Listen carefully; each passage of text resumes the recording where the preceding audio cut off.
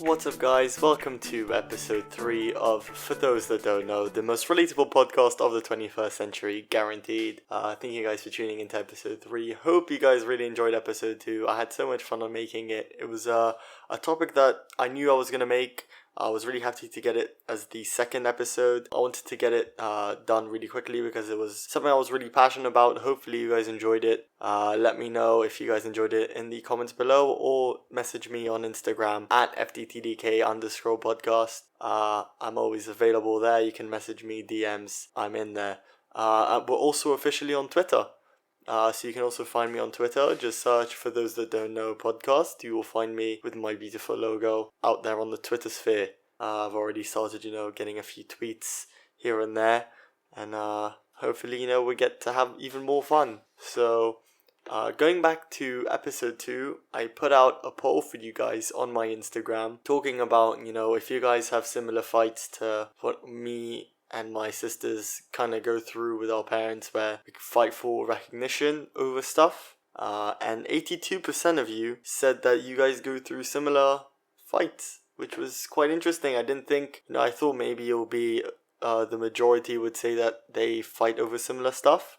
I didn't think it would be 82%, which is quite comforting knowing that you guys can relate to the issues that I've gone through and stuff that I've gone through and I'm going through at the moment in life, which is the main reason this podcast exists. So moving on to question of the day. I'm really enjoying this question of the day stuff. Like, I have so much fun typing it in my little script. But yeah, question of the day: what kind of person are you in when you get into a new social environment? You have a friend and he says, come to my party. You don't know any of his other friends.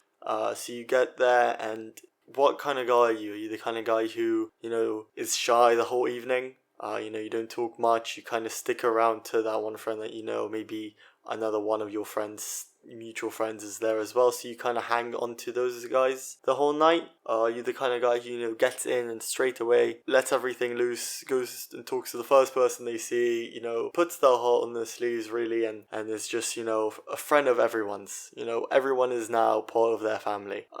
Or you somewhere in the middle where you talk to a few guys that seem like if they come to you first, then you'll talk to them and you'll be friendly, but you'll never really initiate the conversation yourself, or at least not with most people unless your friend is there. There's so many different ways that you can be in a new social world. I've pretty much been all of them. But yeah, I wanted to know what you guys are like most of the time. Are you the social star, or are you the shy star? Are you the the sit in the corner and wait for it to finish so you can be with your one good friend again for the rest of the evening?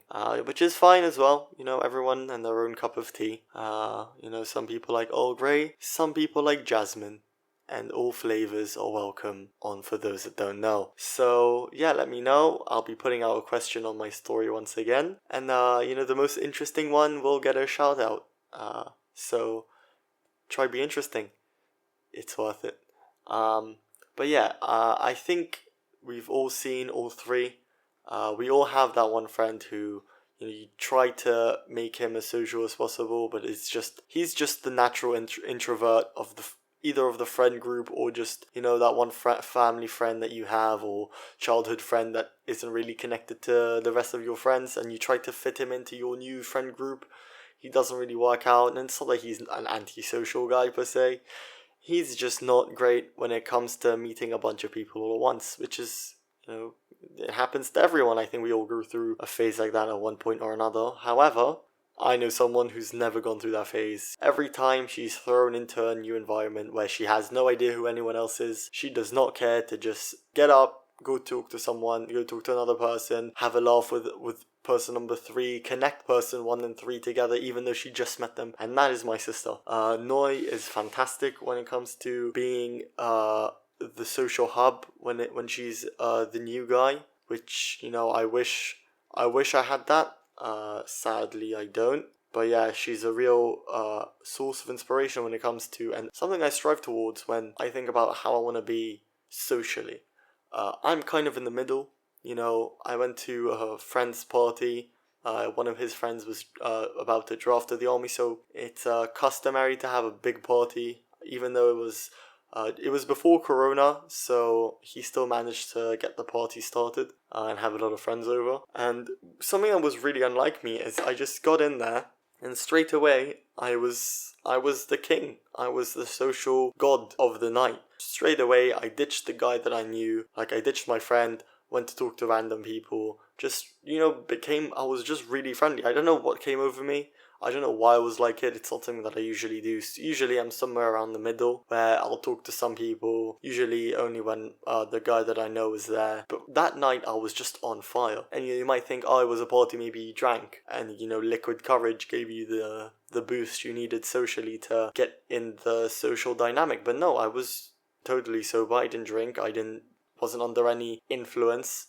You naughty people thinking I was under influence. But no.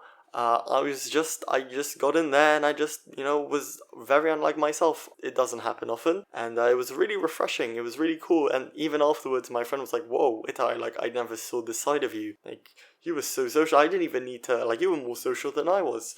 And it was a massive compliment to me because, my history with, being the new kid wasn't always a smooth sailing.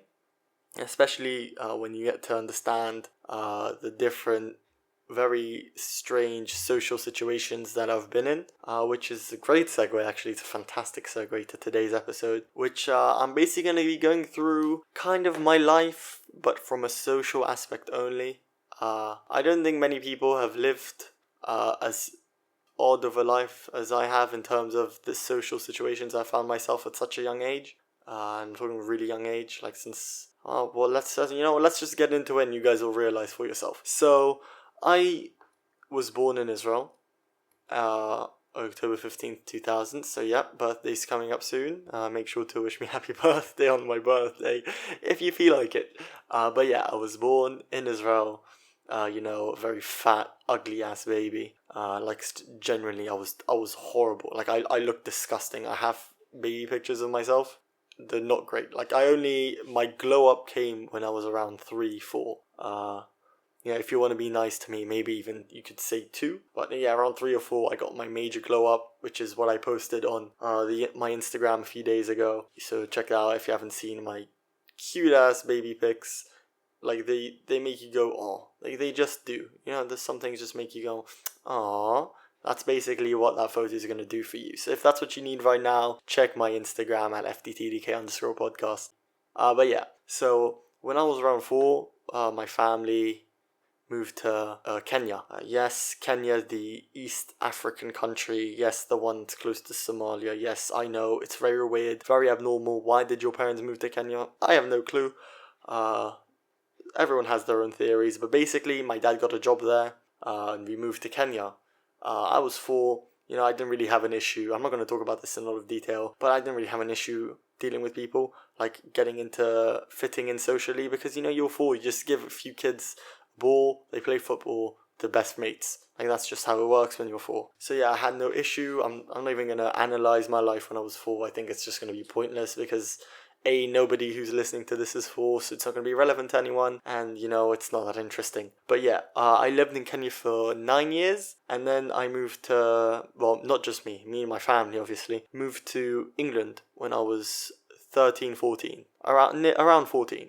I moved to a school called JFS, which was a Jewish school, and this is when things just started to get a bit more interesting, I think. My first year in JFS, like in England in general, was horrible. I hated it. I wanted to move back pretty much on the second week. That didn't change for the whole year. I had a horrible time socially. I remember my first day. I came from a school where the year group was around 80 kids. JFS was a school with 300 kids in a year group. There was 10 classes. Each one of them is around 30 kids. It was insane. It was such a major difference to what I was used to, what I grew up on. To, everyone being so close to each other. Like, if someone in Kenya, one of my friends, or someone just in general didn't come into school, everyone would notice. There were kids that in year 9, for example, were there, year 10 weren't there, and I didn't realize until year 13 that they were gone. Because you can't keep track of 300 different people and everyone's in a different social group. You can't keep track. So it was very, very, very different. Just the size. We're talking about just the size of the school, just the size of the social hub, that I was thrown into was very weird. Another factor was that the fact that I joined in year 9.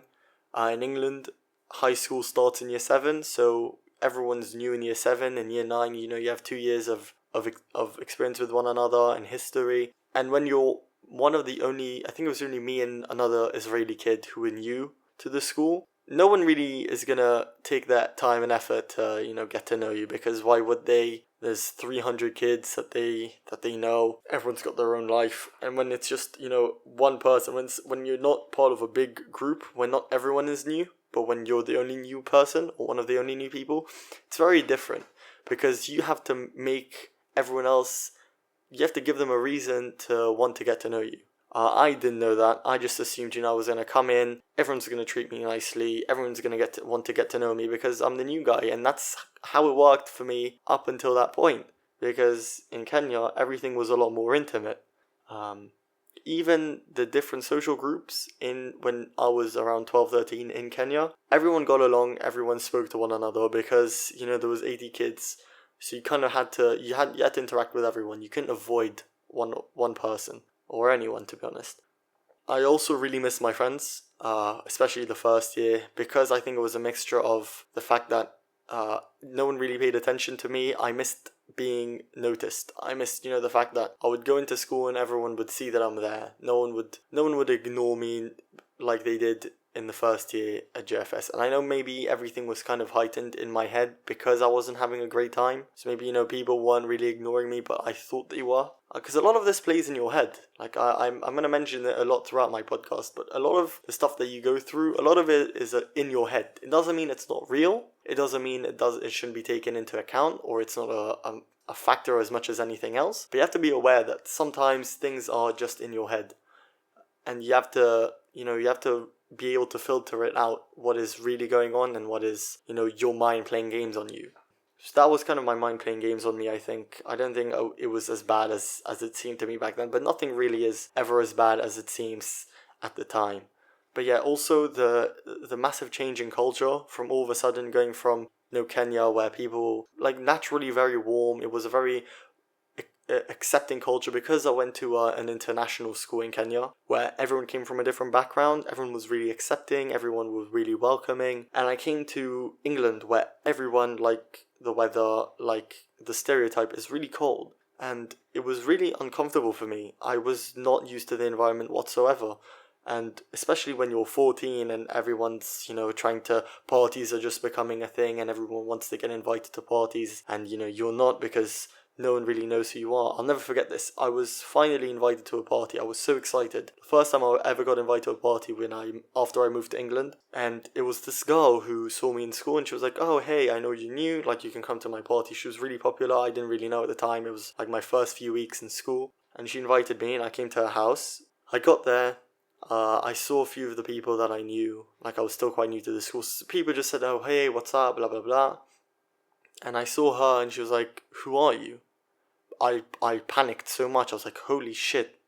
I was like, oh, I'm Itay. You invited me. She was like, I didn't invite you. I don't know who you are. Holy shit. All her friends were there. I felt like everyone was just staring at me. And she was like, and she said the phrase, I don't know who you are. I didn't invite you. And I went red in the face. I just wanted to get out. Obviously, I collected myself quite quickly. I was like, oh yeah, but didn't you remember you invited me? And I kind of just walked away because I didn't, it was so awkward for me. I was so embarrassed. That didn't really help, especially when you're new. That was a horrible experience, and pretty much the rest of the first year was the same. It was just basically just me acclimatizing to the new environment that, I was thrown into. When all these different factors didn't really make it easy, and it made, I think, if it wasn't for, it being a massive school and blah, blah, blah, it probably wouldn't have taken as long as a year, but it did take as long as a year, and it's probably the worst year of my life, of my 19 years of living. And then, the second and third year came about, and school-wise, I started to fit in more. I'd have friends to hang out with. Every friend group, every social group has a specific area usually in school where they hang out, whether it's behind the lunch cafeteria place, or on some benches, or in the gym, or like in the sports hall, or just specific areas around the lockers, blah blah blah. Everyone has their own space, so I kind of got to have my own social group. Started to make my own friends that I used to hang out with consistently. I had basically two friend groups. I had the football group that I would play with football on the AstroTurf, which is like fake grass. And then I had the friend group that I was more social with. That it was less about the football and more about, like, they were not a very football-y group. We just sat and chat and had a laugh. So I found myself a lot more comfortable in school. It took a year, but my mum helped me a lot. Like, whenever I complained, I went to her and she'd tell me, like, don't worry, like, this is English, people, this is how it is. First year will be tough, but you'll get through it, and you'll see next year is going to be so much better. And it really was, to a certain degree. Outside of school, I still had a lot of issues. I always felt uncomfortable when I know that friends were meeting up and, like, they just wouldn't invite me. It's something that happened a few times. Or there was this strange for me, it was a strange phenomenon. Now I'm completely used to it, where I'd text, the person I'm texting would read the message, or I'd see he's online and he just wouldn't reply back. And there was this whole ego thing at the time where, you don't text back straight away. Like, it's not cool to text back straight away because you seem desperate, even though, like, we're mates. Like, there's nothing desperate. Like, I'd get it maybe if you're, chatting to a girl and you're 15 and you want to seem cool and you want to seem, it's tough to get you, like, you're hard to get, whatever. But, like, we were friends. This was happening with my friends, or people that I thought were my friends. I was so unused to it because I think it was, like, I got a phone really late as well. Like, I got my first smartphone when I moved to England when I was, like, pretty much 14, which I think in today's world sounds like madness, but that's when I got my first phone. And I was so new to the texting world that I just didn't get why people weren't replying back. Like, I was the kind of guy who would reply straight away because I was so excited to have a new phone. And I felt really uncomfortable when I tried to socialize outside of school. It wasn't easy at all, even though it was the second and third year. It did improve in terms of school-wise, but social gatherings, even parties, I still, I felt uncomfortable, going, like, I'd get really excited to go to parties, but I'd rarely get invited, and when I did, I felt really pressured to, talk to people and meet new people, especially when my friends had so many other friends, because, like, I was still quite new compared to everyone else, so people had other friends that they could talk to in parties, and I felt kind of uncomfortable having to kind of lean on the same people all the time. I'd kind of run out of things to talk about in a party with them, and I'd feel like I'd be excited to go to a party, even though I knew I wasn't going to have a great time, but just the fact that I was invited made me excited. Which, it kind of makes sense, because you want to get invited, you want to feel like you're wanted, even though it's not going to be fun. Which was how it was for me up until pretty much the end of year 11. And then end of year 11 came, you finish your GCSEs, and in Jewish schools it's very common to go on this long trip, this 3-week trip to Israel called Tour. I had a lot of issues with it. This is just a footnote. Like, I had a lot of issues with it because I was renewing my visa to stay in England, blah blah blah. Can I go, can I not go? It ended up that I did manage to go on tour, but I couldn't go where all my friends went because it was fully booked. So I had to go on a different kind of tour. And this meant that I was with a group of people, like the 30-ish kids that were with me on this 3-week trip. I knew one girl that I wasn't even that close friends with. Like, that's all I knew. The only person I knew.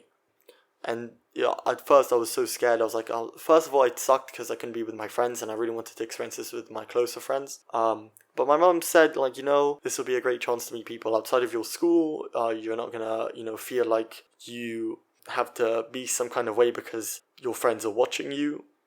Which was also true. It was kind of like, she tried to make me look at it as half glass full. But yeah, so tour came around. I learned a lot about myself socially on this trip. This is probably the 3 weeks where I knew who I was when it came to behaving in the social environment. And it's probably the greatest, the money that I spent on the trip, I think I earned it, not in the enjoyment I had, but in what I learned about myself. Like, this is how much I think it's important what I learned about myself, because it's impacted how I approach social situations pretty much ever since. The first week of tour, you fly out to Israel, you meet everyone. I had a very bad first week. On the second, third day, I called my mom and I was like, listen, I want to go back home. Like, I'm not fitting in. All these kids are, it's called chavs. It's an English slang for like popular, but they'll mean popular. I was like, they're all chavs. Like, I'm not fitting in. Like, these aren't my kind of cup. Like, this isn't my cup of tea. Like, these people aren't my kind of people. Like, I want to go home. And she took the phone. She said, listen, I paid hella money for you to be on this trip. We fought so much for you to be on this trip. She taught me this sentence, and she keeps on telling me this sentence ever since whenever I complain to her about something. Life gives you lemons, make lemonade. Everyone's heard this sentence. I don't think there's a single person listening to my voice right now that has not heard, if life gives you lemons, make lemonade. And as a cliche as it is, it got me through those 3 weeks. The last 2 weeks of tour, like, this was a very short trip, but so much happened through it that the last 2 weeks of it were great for me. I managed to socialize with everyone. I became kind of the fan favorite of tour. You know, everyone felt, or at least most people felt open to talk to me. I made jokes with everyone. I had a great time. Met loads of new people. Especially, like, it was big for me because a lot of the people who were in my group were people from a different city, from Manchester. I came from London, they were from Manchester, so it really branched me out in terms of my social awareness. And my social status was now also available to people not just from England but also from Manchester, which opened a door to a whole new society, which was great because I made great friends from Manchester. And I kind of, when tour finished and year 12 came around, you know, the final 2 years of school, I really wanted to build on the momentum I had. You know, I felt great. I was feeling on top of the world socially. I was like, I've just made loads of new friends. I want to go and branch out even more. In school, like, I'm going to take this opportunity to show people a new side of me and not be afraid to, you know, talk to people that I usually haven't spoken to these past 3 years since I joined the school. And it didn't really pan out, to be honest. I kind of just reverted. I tried it for like a day or two, and then I just was like, you know, fuck it. I'm gonna stick to my old friends, the ones that, you know, I've made over the past 3 years. More like 2 years, because first year again was not great. And I think, end of the day, I think it was a good thing because I felt better socially than I really was.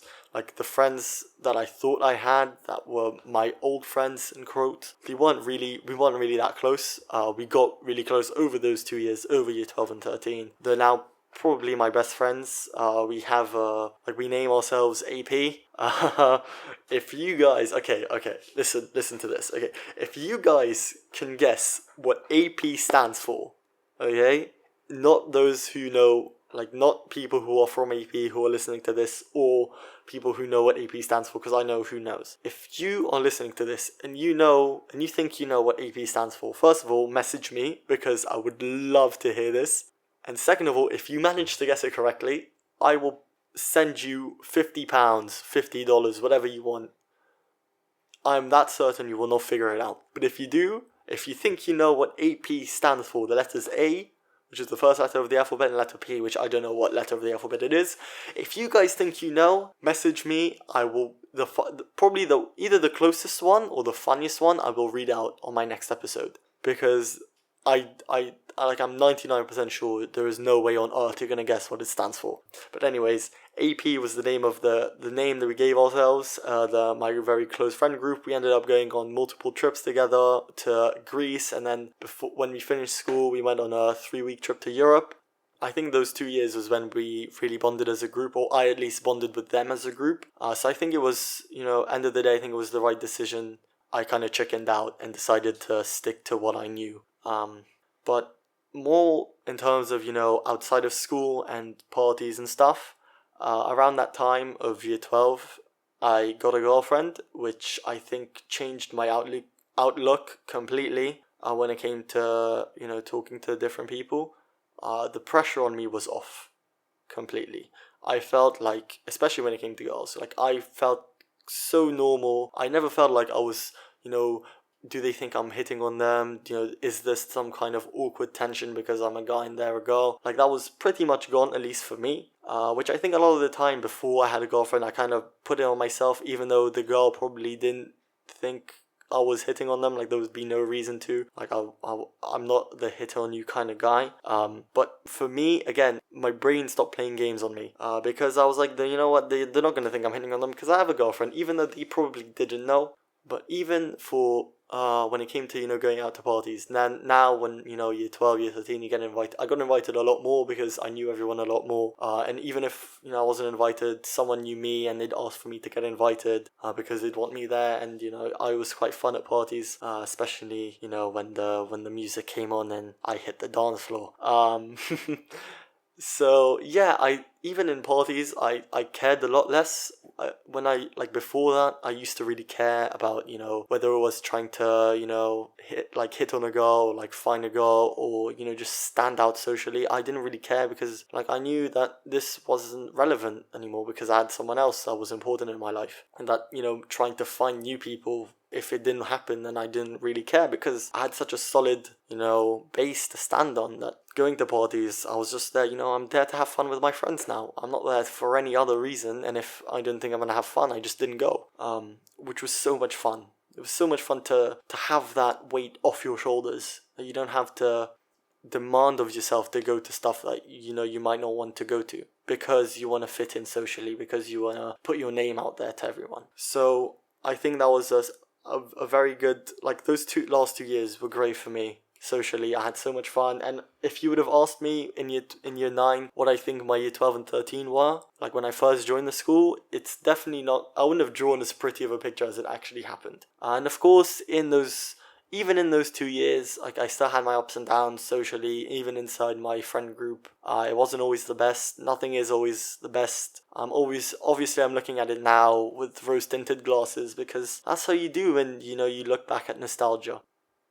If you're now like in year 12 and 13 and you're thinking like, oh, like I kind of get you, but my life doesn't sound as good as yours does right now.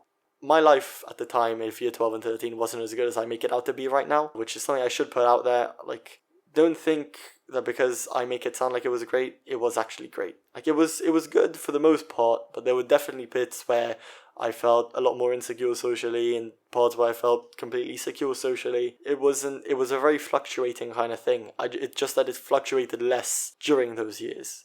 If you get what I mean. I hope you guys get what I mean. Then, I left England, and I'm still at that stage that I'm going to talk about right now. Well, not really. I left England. I'm getting ahead of myself. I left England. I joined a pre-army program. I knew I was going to draft, but, I didn't know anyone in Israel. I left when I was 4. Like, if I managed to keep in touch with anyone, then I would have given myself massive respect. Sadly, I didn't. I knew maybe 2 people, just people that my mum is friends with their mum, and that's how we met. Like, I didn't organically have any friends. All my friendships in Israel, when I moved, were, woman-made, like mum-made, pretty much.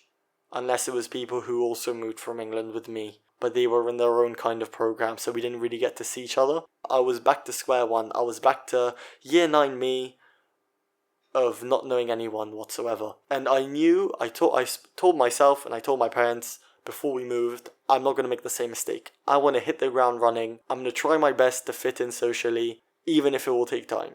So we came to Israel, and similarly to tour, the first week or the first few weeks, because this was a lot longer, this was 6 months, this wasn't 3 weeks. So everything that week that I had on tour equates to around 2-3 weeks on the pre-army program.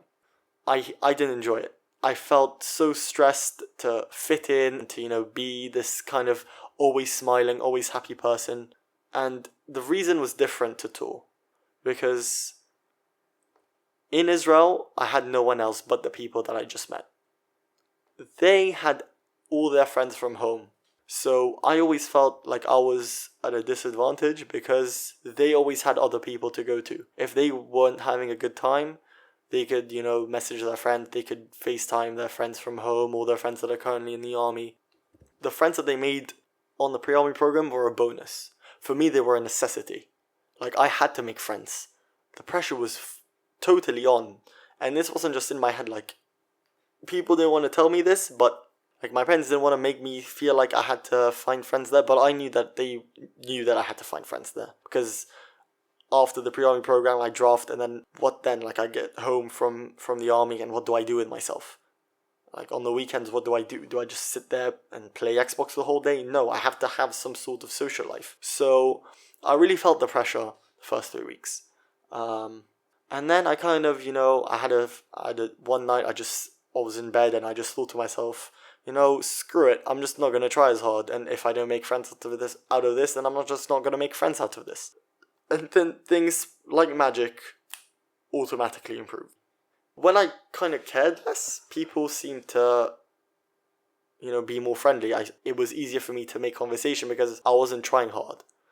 I was just saying what came out of my mouth was what I actually meant, and I didn't feel like I had to be fake or had to, always be happy for people to like me. Like, sometimes I was moody and I answered in a moody way, and I was like, I don't care if then they're not going to talk to me for the next few days. And that wasn't the case, to be honest. Like, if I was moody and I answered in a moody way, they'd just laugh and be like, whoa, wait, I haven't seen this side of you. Which was really nice. I think that when we get into social situations, we always feel the pressure, especially when you're the new guy. When you're the only new guy, then you really feel it. Sometimes when there's a few new people, or when most people are new, everyone tries to be nice. That was kind of the case, but again, people had something to fall back on, so no one really tried as hard as I did, or wanted to make friends as much as I did. So you might not be in the exact same situation, but just know that sometimes it's okay not to try. Sometimes not trying is the right thing, and even though I told myself I'm just not going to care, I couldn't not care, so I just acted as if I didn't care.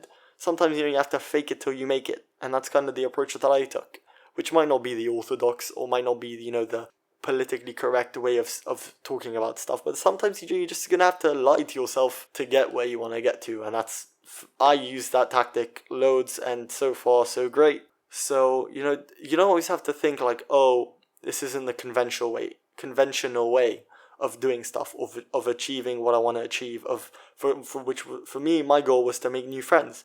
I didn't care it was unorthodox, I just cared about the results. And the results were great. How I felt when I was at the pre-army program improved massively. I've made loads of new friends from there. The party that I referred to in the first section of the episode, when I said that I went to a friend's party that the guy was drafting, that friend I made from the pre-army program, and he's one of my closest friends in Israel. It just goes to show that it's probably something that you haven't heard, to just not care, and it will probably work. And if you can't not care, then fake it. But sometimes, that worked for me. Like, I'm being straight up honest with you, that's what worked for me. And I don't care if people will judge me and be like, oh, you lied to yourself. Hell yeah, I lied to myself. And you know what? I don't regret it, because it worked, and that's what I care about. I care about the end result. Sometimes the path isn't always the most important bit. But what I learned about myself throughout the years, through all of these experiences altogether, is, at least for me, the first few days when I get into a new social situations, or depending on the time. So, like, if it's a dinner, then it's not going to be the first few days. But the first 10% of the time that I have with these new people is not going to be good for me. I'm not going to enjoy it. I'm going to put so much pressure on myself to try and make friends, even though I'm aware of this. This still happens to this day. I always put so much. I care too much to be socially friendly, that I end up not having a good time. And then, I go through the stages of, oh, I'm not having a good time, I don't like it, I'm not going to care anymore. And then I don't care anymore, and then things seem to, the floodgates open, and everything seems to be smooth sailing. I'm trying to build on the fact that I'm aware that I am shaky at first socially, and I put too much pressure on myself. Being aware of it hasn't made it that much easier to avoid it. It kind of reassures me, though, that I know this isn't going to last. This feeling of I'm trying, like, this is not, I'm not happy because I'm trying more than everyone else is, kind of goes away. Because the fact that I know it's not going to be there forever is kind of relaxing. Even though I do feel, it's kind of like a roller coaster. Like, it's going to end, you're safe, you're buckled in. But when you hit that drop, you're still screaming your lungs out, like you go nuts. So it's kind of like that, where I know it's going to end. I know this is a part-time thing. it still feels like shit. Which I'm trying to improve on, and if I do manage to find a way to improve on it, you guys will be the first to know. I promise you. So yeah, that's definitely one of the things that I learned through going through very different kind of social situations, where sometimes I was the new guy, sometimes everyone were new, but I was, the only one who was alone. Another thing that I figured out that you might think is not true because it doesn't seem like it, but not everyone's always at the top of the social food chain. It's a very it fluxes. So sometimes person A is going to be at the top. For example, I'm not going to name names, but in my pre-army program, definitely everyone, if I talk to everyone, they're going to agree there was one guy who was at the top for like a month.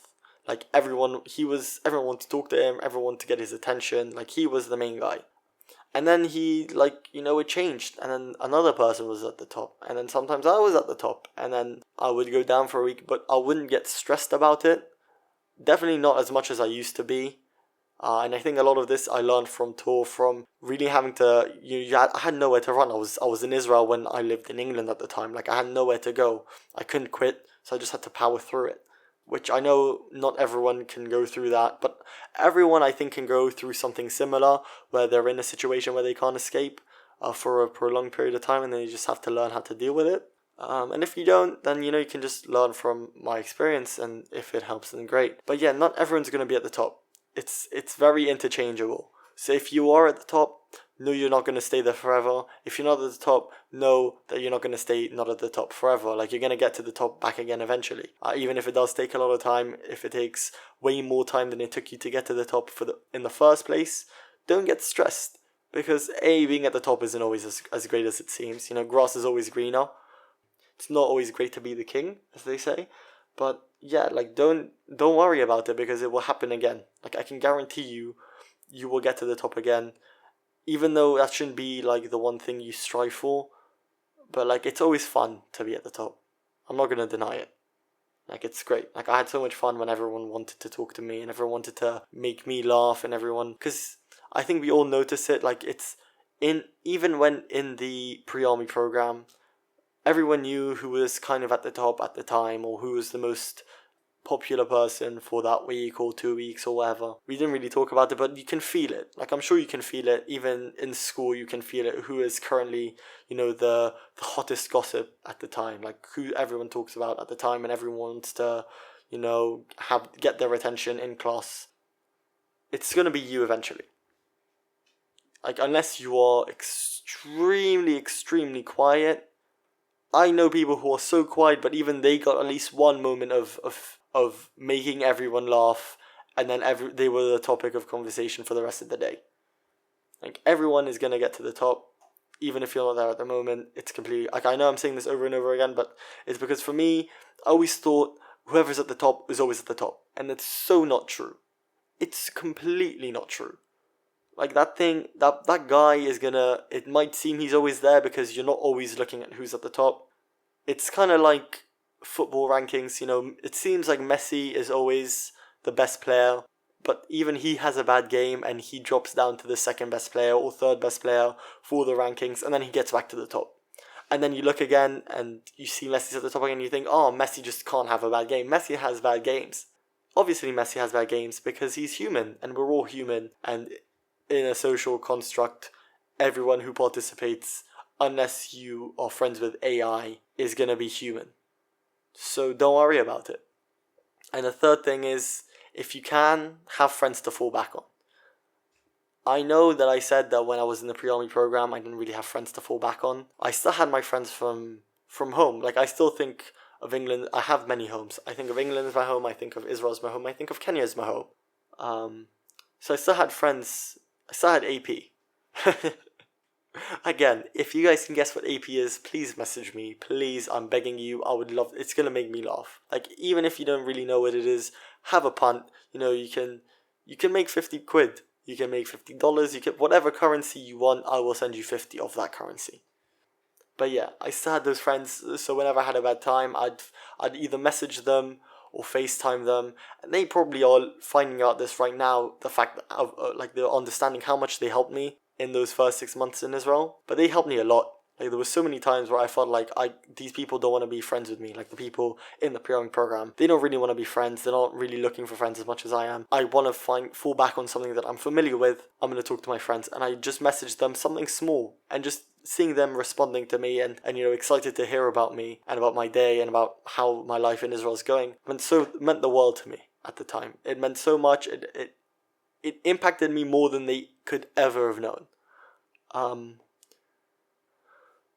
So yeah, I think to have someone, if not a friend, then family, to fall back on is always good. It's always good to, if even every trapeze artist has a net when they practice. Always have that net. Try to find someone who you can guarantee will be your net. If it's not friends and it's not your family, maybe it's your pen pal. I don't know. Whoever you're talking to, whoever you feel the most comfortable to, message when you're having a bad time, make sure they're there. Make sure you can always message them. Make sure you can always get in contact with them one way or another, because you're not gonna go through great times socially especially when you're new or you're in a new social environment.